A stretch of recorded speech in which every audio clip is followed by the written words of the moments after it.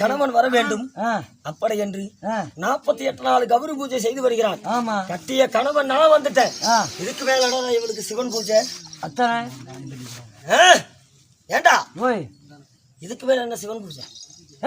பிரச்சனை வந்து போய் படுக்க மாட்டேறீங்க என்ன ஏங்க ஆம்பளை ஆம்பளை வந்து கூப்பிட்டுருக்கிறோம். இவ்வளவு பாருங்க இவளுக்கு எவ்வளவு ஒரு யாத்திரை இருக்கும்.